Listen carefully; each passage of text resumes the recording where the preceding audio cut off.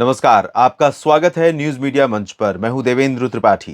दोस्तों, बीते 24 घंटों में कम से कम 50 शहर या 50 स्थान तो ऐसे रहे हैं जहां पर बारिश रिकॉर्ड की गई है, भले आंकड़ा 1 मिलीमीटर क्यों ना हो। इस वीडियो में अगले 10 दिनों की बात मैं करता हूं और साथ ही साथ पिछले 24 घंटों में हुई बारिश के आंकड़ों की बात करता हूं, किन जगहों पर बारिश रिकॉर्ड की गई। बहुत सारे मित्रों को लगता है ये यूजलेस है, लेकिन कुछ लोगों को उत्सुकता होती है कि देश के किन भागों में आखिर बारिश हो रही है और आंकड़े क्या कहते हैं।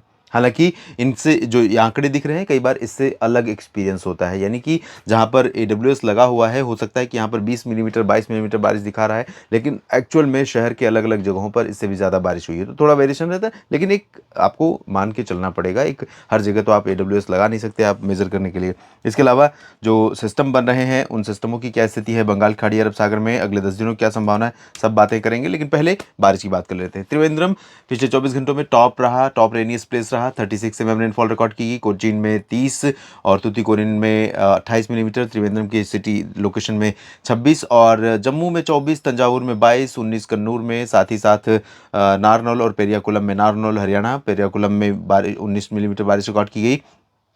18 मिलीमीटर बारिश रही है मिनिकॉय में, मिनिकॉय यानी लक्षद्वीप और नैन कावरी अंडमान निकोबार द्वीप समूह में 16, पुनालूर केरल में 16, बनिहाल जम्मू कश्मीर में 12, हसन कर्नाटक में 11, होशंगाबाद मध्य प्रदेश में 11 और कार निकोबार में 10, काजीगुंड में 10, गुलमर्ग में 9, महाबलेश्वर में 9, 8 मिलीमीटर बारिश हुई है 2 जगहों पर और ये जगह हैं झांसी और मैसूर।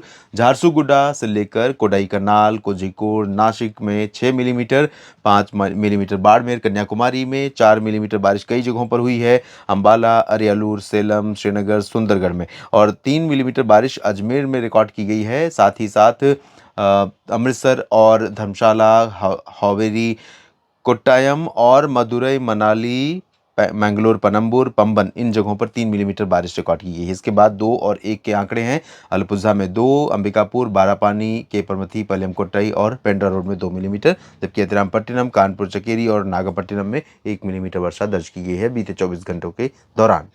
और अगर मौसमी सिस्टमों की बात मैं करूं तो इस समय मौसमी सिस्टम आप देख सकते हैं, यहां पर ये जो लो प्रेशर बना हुआ है अरब सागर में, जल्दी ही ये डिप्रेशन बन जाएगा और 21 अक्टूबर के आसपास डिप्रेशन बनने की संभावना है। बंगाल की खाड़ी पर बना सर्कुलेशन धीरे धीरे शेप लेता हुआ नजर आ रहा है और एक इंपॉर्टेंट चीज यहां पर मैं कहूंगा कि दोनों जो मॉडल हैं, जो अवेलेबल मॉडल हैं, ईसीएमडब्ल्यूएफ या जीएफएस, दोनों की बात मैं करता हूं आमतौर पर, तो इसमें जीएफएस का ये है और इसके बाद ये है ईसीएमडब्ल्यूएफ का, तो दोनों में थोड़ी सिमिलरिटी आती हुई नजर आ रही है। इससे पहले दोनों सिस्टमों का जो प्रोजेक्शन था बिल्कुल भी कंट्रास्ट था, बिल्कुल भी विपरीत था। एक इधर दिखा रहा है, दूसरा इधर दिखा रहा है, लेकिन दोनों में थोड़ी सिमिलरिटी, समानता आ रही है।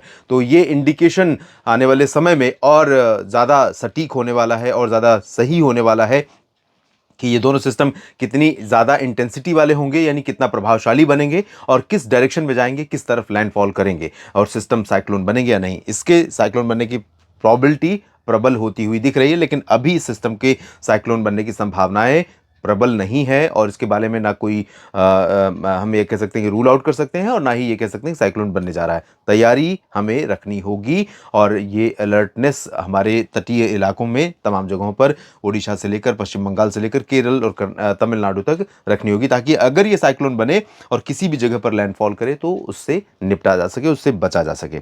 इन दो सिस्टमों का असर भारत पर कैसा रहेगा, इसके अलावा क्या कुछ परिवर्तन हो सकते हैं, आइए इसकी बात करते हैं। उत्तर भारत के भागों में देखें तो बहुत ज़्यादा बारिश नहीं नज़र आ रही है, यानी अगले 10 दिनों के दौरान कोई बहुत प्रभावशाली पश्चिमी विक्षोभ उत्तर भारत के पर्वतीय क्षेत्रों से कश्मीर और उत्तराखंड लद्दाख के बीच से होकर के नहीं गुजरने वाला है, लेकिन इसके बावजूद नमी का फ्लो रहेगा। डब्ल्यूडी आएंगे लेकिन ज़्यादा स्ट्रांग नहीं होंगे।